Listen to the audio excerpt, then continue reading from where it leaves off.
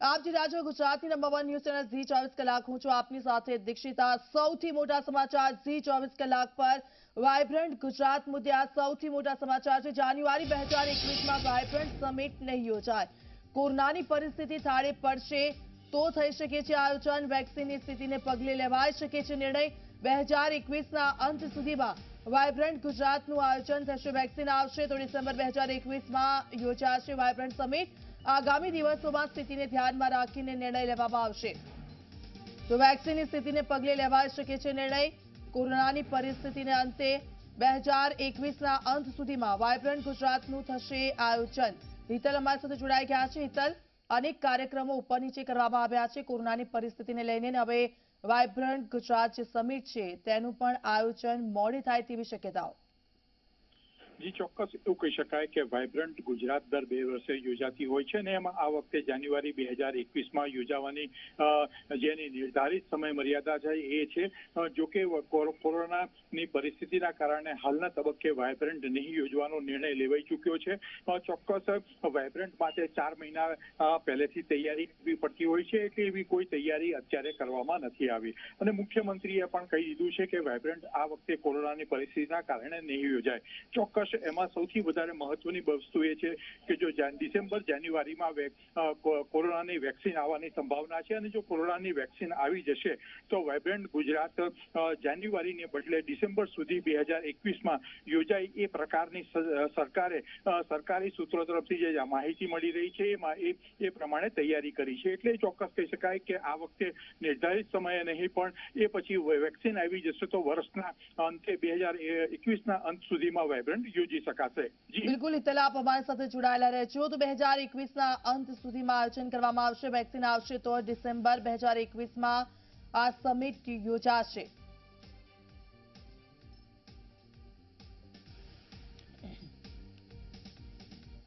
પ્રધાનમંત્રી નરેન્દ્ર મોદી ફરી ગુજરાતના પ્રવાસે આવશે। ડિસેમ્બરમાં ગુજરાતની મુલાકાતે આવશે પ્રધાનમંત્રી। સૌર ઉર્જાના પ્લાન્ટનું પ્રધાનમંત્રી કરશે ઉદ્ઘાટન। ગુજરાતમાં પ્રથમ એમ્સનું પણ ખાતમુહૂર્ત કરી શકે છે પ્રધાનમંત્રી। વર્ચ્યુઅલી એમ્સનું ખાતમુહૂર્ત પણ કરી શકે છે। અંતિમ નિર્ણય પીએમઓ લેશે। તો ડિસેમ્બરમાં ગુજરાતની મુલાકાતે આવશે પ્રધાનમંત્રી નરેન્દ્ર મોદી। સૌર ઉર્જાના પ્લાન્ટનું પ્રધાનમંત્રી કરશે ઉદ્ઘાટન। સાથે જ ગુજરાતમાં પ્રથમ એમ્સનું પણ ખાતમુહૂર્ત કરી શકે છે। હિતલ અમારી સાથે જોડાયેલા છે। હિતલ, વધુ એક પ્રધાનમંત્રી નરેન્દ્ર મોદીનો આ ગુજરાતનો પ્રવાસ શું કારણથી પાછળનું?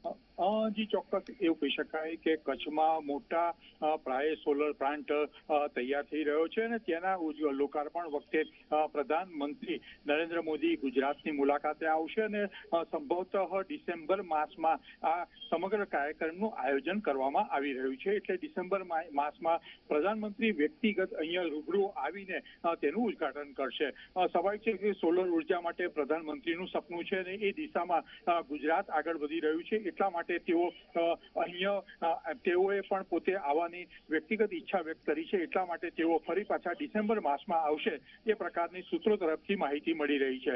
ચોક્કસ રાજકોટને એમ્સ માટેની જે વાત છે એ એમ્સની તમામ તૈયારીઓ રાજ્ય સરકાર દ્વારા કરી દેવામાં આવી છે। મોટાભાગનું કામગીરી છે એ કેન્દ્ર સરકાર સંભાળી રહી છે અને જે પ્રકારે સૂત્રો તરફથી માહિતી મળી રહી છે એ પ્રમાણે જોવા જઈએ તો આવતા મહિનાની આસપાસ એમ્સનું લોકાર્પણ ખાતમુહૂર્ત કરવામાં આવે એ સ્થિતિનો કાર્યક્રમ ઘડવામાં આવી રહ્યો છે। એટલે એમ્સ રાજકોટની એમ્સ છે ડિસેમ્બર મહિનામાં એનું ખાતમુહૂર્ત થાય એ દિશામાં આયોજન ચાલી રહ્યું છે।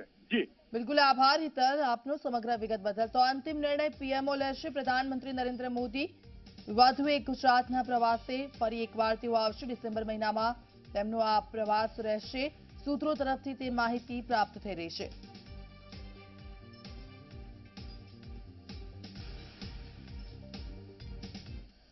અમદાવાદમાં પોલીસે શાકભાજી પોતાની ગાડીમાં મૂકી। શાકભાજીની લારીમાંથી શાકભાજી ઉઠાવી ગાડીમાં મૂકી। ગાયકવાડ હવેલી પોલીસનો સ્ટાફ શાકભાજી ગાડીમાં ભરે છે। પીઆઈ એનએન પરમાર પોતે સ્થળ પર હાજર દેખાઈ રહ્યા છે। શાકભાજી લઈ જતી પોલીસનો આ વિડીયો વાયરલ થયો છે। તો શાકભાજીની લારીમાંથી શાકભાજી ઉઠાવીને પોતાની લારીમાં મૂકતો પોલીસ કર્મચારીનો આ વિડીયો સામે આવ્યો છે। પીઆઈ એનએન પરમાર ખુદ સ્થળ પર હાજર દેખાઈ રહ્યા છે અને તેમની હાજરીમાં જ બીજા પોલીસ કર્મીઓ શાકભાજી લારીમાંથી લઈને પોતાની ગાડીમાં મૂકતા હોય તેવો વિડીયો સામે આવ્યો છે। જાવેદ અમારી સાથે ફોન લાઈન પર જોડાઈ ગયા છે। જાવેદ, પોલીસ કર્મચારીઓનો જે વિડીયો સામે આવ્યો છે, શાકભાજીની લારીમાંથી તેમણે શાકભાજી ઉઠાવી ગાડીમાં મૂકી, શું છે આ વિડીયોની હકીકત? દીક્ષિતા, જો અગાઉ જે લોકડાઉન 1 હતો તેની વાત કરવા જઈએ તો લોકડાઉન 1માં જે નિકોલ પીઆઈ હતા તેમાં જે શાકભાજીઓ વાળે પર લાઠીચાર્જ કર્યો હતો અને તેની જે લારી ઊંધી કરી દીધા બાદ હવે નવો એક જે બાબત સામે આવી છે તે મહત્વની બાબત એ છે કે ગાયકવાડ હવેલી પોલીસ સ્ટેશનના જે પીઆઈ છે અને તેમનો સ્ટાફ જે છે જમાલપુર ચકલામાં આવેલી શાકભાજીની લારી પહેલા તો ઊંધી કરી દીધી હતી, તેના પર દંડાવાળી કરી હતી અને ત્યારબાદ જે શાકભાજી હતી એ શાકભાજી લઈને પોતાની ગાડીમાં મૂકી દીધી।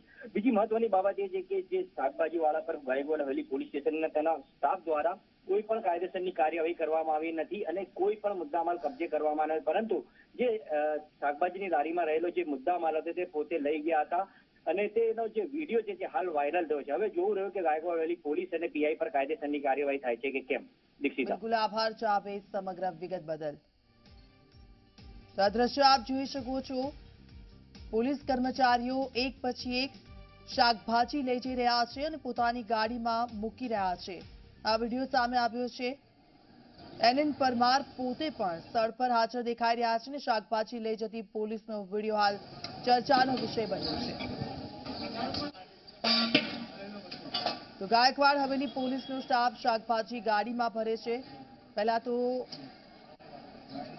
જે શાકભાજી વેચનાર હતો તેની વિરુદ્ધ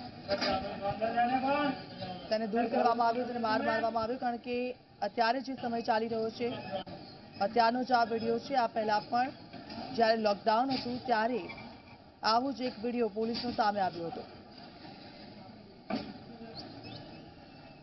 તો મહેસાણા વડનગરમાં તાનારીરી મહોત્સવ યોજાશે। દર વર્ષે વડનગરમાં 2 દિવસ યોજાય છે આ તાનારીરી મહોત્સવમાં સીએમ અને ડેપ્યુટી સીએમ હાજર રહેશે। તો મહેસાણાના વડનગરમાં તાનારીરી મહોત્સવ યોજાશે। કોવિડની ગાઈડલાઈન પ્રમાણે તેનું આયોજન કરવામાં આવ્યું છે। દર વર્ષે વડનગરમાં 2 દિવસ યોજાય છે તાનારીરી મહોત્સવમાં સીએમ અને ડેપ્યુટી સીએમ હાજર રહેશે। અમદાવાદની ખાનગી હોસ્પિટલોમાં માત્ર 6% બેડ ખાલી। ખાનગી કોવિડ હોસ્પિટલમાં માત્ર 161 બેડ જ ખાલી છે। 77 જેટલા ખાનગી હોસ્પિટલમાં તમામ બેડ દર્દીઓથી ભરેલા છે। ખાનગી હોસ્પિટલના 2544 બેડ પર દર્દીઓ સારવાર હેઠળ છે। કોરોનાના દર્દીઓ માટે ખાનગી કોવિડ હોસ્પિટલમાં 2705 બેડ ફાળવવામાં આવ્યા। ખાલી બેડ જે હોસ્પિટલમાં છે ત્યાં નવી કોવિડ હોસ્પિટલ શરૂ કરાઈ છે। 5 દિવસમાં અંદાજે 400થી વધુ બેડ વધ્યા છે। ખાનગી હોસ્પિટલ કોવિડના દર્દીઓથી ભરાઈ રહી છે।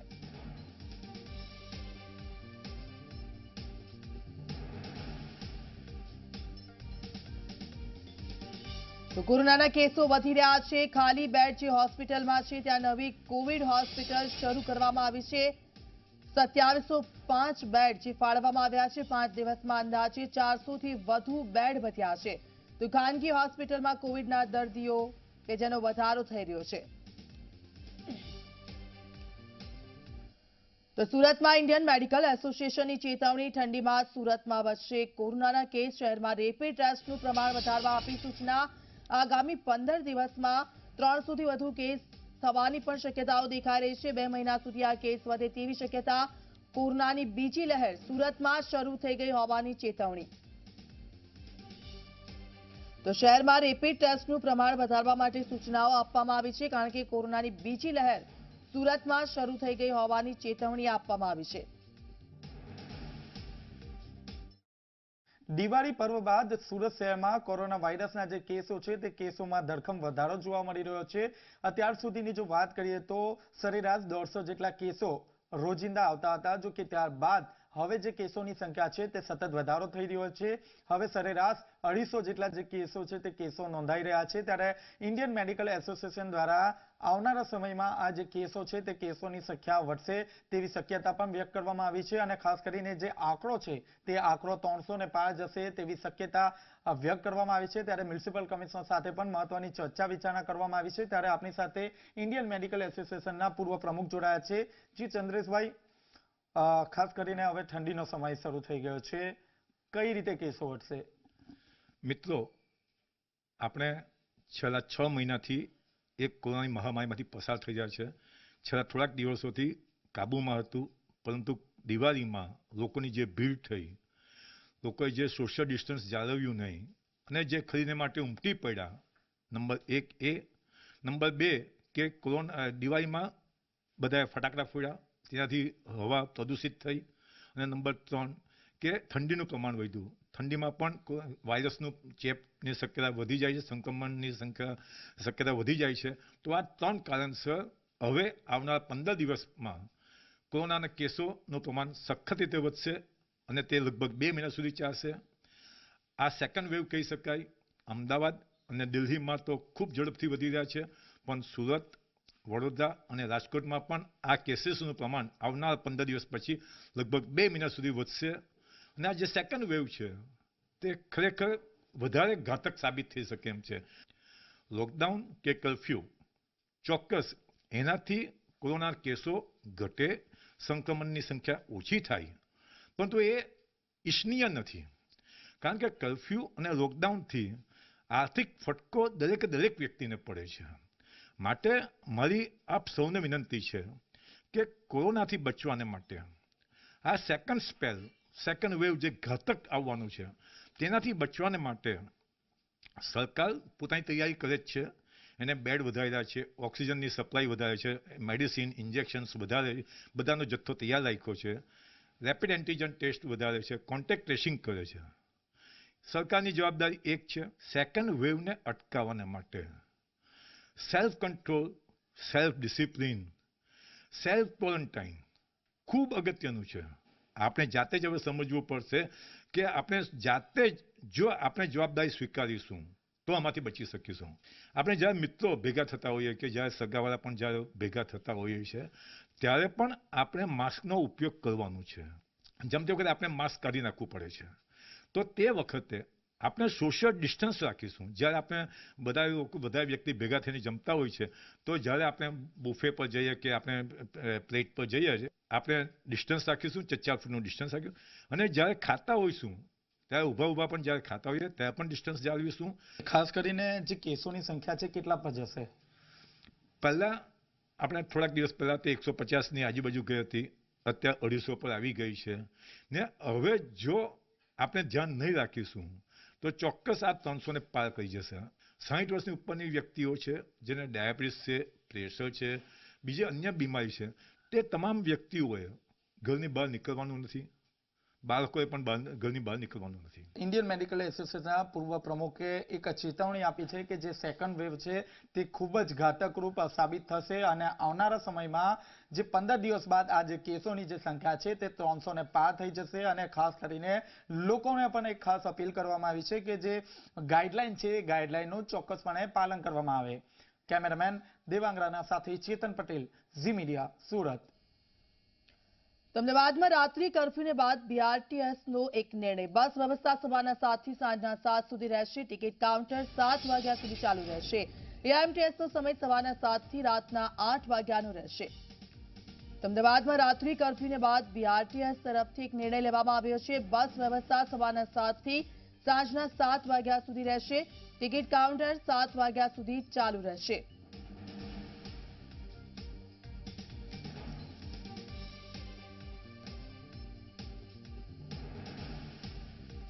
તો એએમટીએસનો સમય સવારના 7 થી રાતના 8 વાગ્યાનો રહેશે. બીઆરટીએસના સમયમાં પણ ફેરફાર કરવામાં આવ્યો છે. બસ વ્યવસ્થા સવારના 7 થી સાંજના 7 વાગ્યા સુધી રહેશે, કારણ કે 9 વાગ્યા બાદ જે કર્ફ્યુની શરૂઆત થાય છે તેને લઈને આ નિર્ણય લેવામાં આવ્યો છે.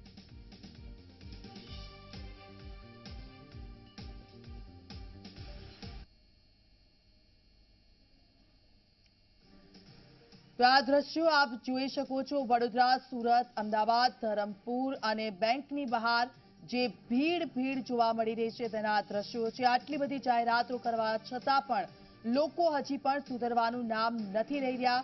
2 દિવસ પૂરા દિવસ માટે જે કર્ફ્યુ લગાવવામાં આવ્યો હતો અમદાવાદમાં, તેમ છતાં પણ અમે નહીં સુધરવાના નિર્ણય સાથે જ અમદાવાદીઓ અને સાથે સાથે સુરત, વડોદરા, ધરમપુર અને પાટણમાં પણ લોકો રસ્તા વચ્ચે જેવા હતા તેવી જ રીતે નીકળી રહ્યા છે. કેટલાક લોકોને ટોકવામાં આવ્યા. માસ્ક વગર કેટલાક લોકો જોવા મળ્યા, તો કેટલાક લોકો બિનજરૂરી બહાર ફરી રહ્યા હતા અને સાથે સાથે લોકો સોશિયલ ડિસ્ટન્સ વગર ભીડ એકત્રિત જે થઈ હતી ત્યાં પણ જઈ રહ્યા હતા અને તેવા જ દ્રશ્યો અમે આપને આપણા ટીવી સ્ક્રીન પર બતાવી રહ્યા છે। આપ જોઈ શકો છો કે આ લોકો કોરોનાને આમંત્રણ આપી રહ્યા છે। વડોદરામાં પણ એ જ પ્રકારના દ્રશ્યો જોવા મળ્યા। વડોદરામાં પણ લોકો હજી પણ સુધરવાનું નામ નથી લઈ રહ્યા। તો રાજ્યના 4 મહાનગરોમાં રાત્રિ કર્ફ્યુ ખુલ્યા બાદ લોકોની દિવસે ભીડ જોવા મળી રહી છે। લોકોમાં જાણે કોરોનાનો ભય રહ્યો નથી તેમ બિંદાસ લોકો ફરી રહ્યા છે। અમદાવાદના રસ્તાઓ પર લોકોની ભીડ જોવા મળી તો મોટાભાગના લોકો હજી પણ માસ્ક પહેરી નથી રહ્યા। લોકોમાં હજી પણ જાગૃતતા જોવા નથી મળી। લોકો સોશિયલ ડિસ્ટન્સિંગનો ભંગ કરી રહ્યા છે।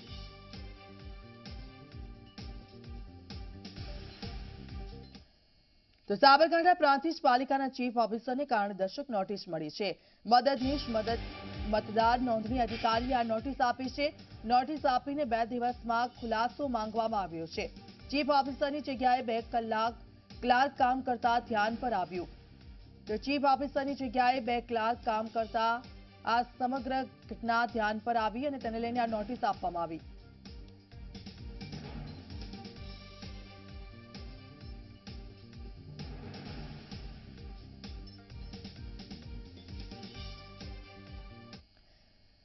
તો હિંમતનગર તાલુકા પંચાયતમાં કોરોનાનો પગ પેસારો થયો છે। તાલુકા પંચાયતના 2 કર્મીઓનો રિપોર્ટ પોઝિટિવ।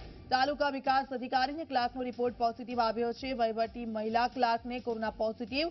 કચેરીની સેનેટાઇઝ કરવાની કાર્યવાહી હાથ ધરવામાં આવી છે। તો તાલુકા પંચાયતના 2 કર્મીઓનો રિપોર્ટ પોઝિટિવ આવ્યો છે। તાલુકા વિકાસ અધિકારી અને ક્લાર્કનો આ રિપોર્ટ પોઝિટિવ આવતા કચેરીને સેનેટાઇઝ કરવાની કામગીરી હાથ ધરવામાં આવી રહી છે।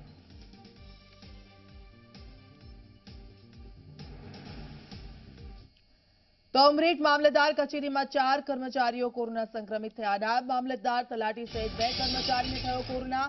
જિલ્લાની સરકારી ઓફિસોમાં પણ હવે કોરોનાનું સંક્રમણ ફેલાઈ રહ્યું છે। તો નાયબ મામલતદાર તલાટી સહિત 2 કર્મચારીઓ પોઝિટિવ થયા। તો જિલ્લાની સરકારી ઓફિસોમાં પણ સંક્રમણ ફેલાઈ રહ્યું છે। સરકારી ઓફિસો સુધી પહોંચ્યો છે કોરોના વાયરસ। એક પછી એક જે કર્મચારીઓ છે તે કોરોના પોઝિટિવ સામે આવી રહ્યા છે।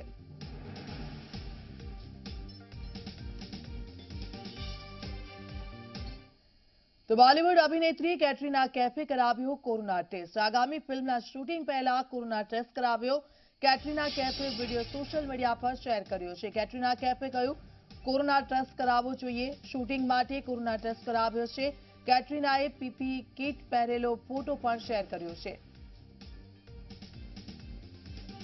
તો આગામી ફિલ્મની શૂટિંગ શરૂ થાય તે પહેલા જ કેટરીના કૈફે કોરોનાનો ટેસ્ટ કરાવ્યો અને તેનો એક વિડીયો સોશિયલ મીડિયા પર શેર કર્યો છે। સાથે જ લોકોને અપીલ કરી છે કોરોનાનો ટેસ્ટ કરાવવાની। કેટરીનાએ પીપી કિટ પહેરેલો ફોટો પણ શેર કર્યો છે।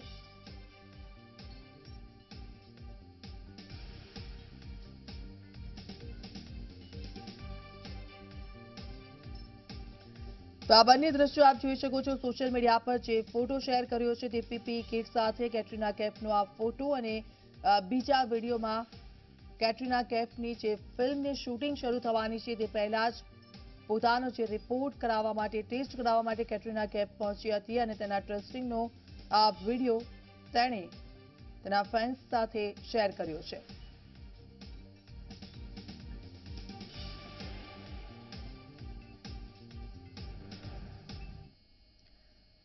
પંચાયતના ઉપપ્રમુખ અને પૂર્વ ઉપપ્રમુખ વચ્ચે મારામારીના દ્રશ્યો સામે આવે। હિંમતનગર તાલુકા પંચાયતના સભ્યો વચ્ચે મારામારી।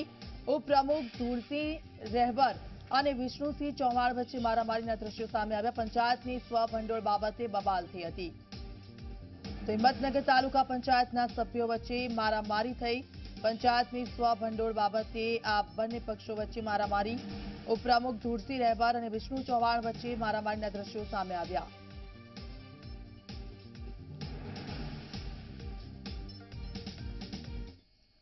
તો પાટણ જિલ્લાની કેનાલમાં ગાબડા પડવાનો સિલસિલો યથાવત છે। નર્મદાની કેનાલોમાં સતત ગાબડા પડી રહ્યા છે। ભ્રષ્ટાચારના ગાબડા રાધનપુરના કલ્યાણપુરા ગામે પસાર થતી માઇનોર કેનાલમાં ફરી ગાબડું પડ્યું। કલ્યાણપુરા ગામની માઇનોર કેનાલમાં 6 ફૂટનું ગાબડું પડ્યું। 15 દિવસ પહેલા રિપેર કરેલી કેનાલ ફરી તૂટતા ખેડૂતોમાં રોષ જોવા મળ્યો। નર્મદા વિભાગે હલકી ગુણવત્તાવાળી કેનાલોમાં પાણી છોડતાની સાથે જ તૂટી રહી છે આ કેનાલો તૂટતા ખેડૂતો ચિંતાતુર બન્યા છે। તો એક પછી એક કેનાલોમાં ગાબડા પડવાનો સિલસિલો યથાવત છે અને કેનાલોમાં જે ગાબડા પડી રહ્યા છે તેના કારણે ખેડૂતો ચિંતાતુર બન્યા છે, કારણ કે કેનાલોમાં જે પાણી વહી જાય છે તે તેમના સીધા ખેતરોમાં પહોંચે છે અને તેના કારણે ખેડૂતોને પણ નુકસાન થઈ રહ્યું છે.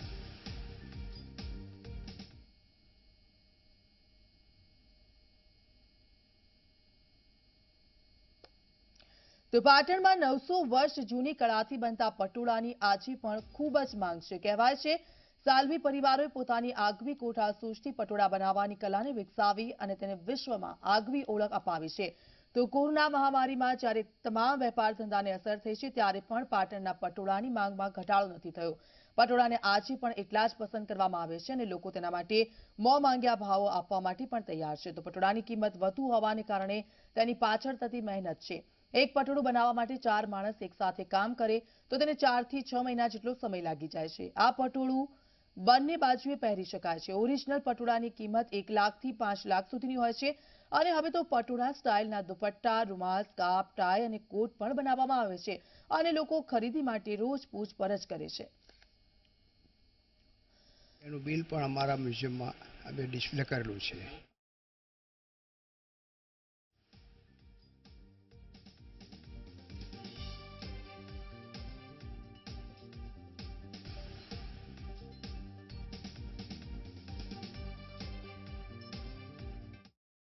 નવી શોધમાં તો મેં આપણે સિંગલ ઇકટ પટોળું નવી શોધ એટલે આ તો સિંગલ ઇકટ તો ઘણા વર્ષોથી ચાલતું આવતું હતું, જે રાજકોટમાં પહેલા બનતું હતું, પણ હવે અમે જાતે જ બનાવીએ છીએ. બેટર ક્વોલિટીનું પટોળું બનાવતા થયા અમે.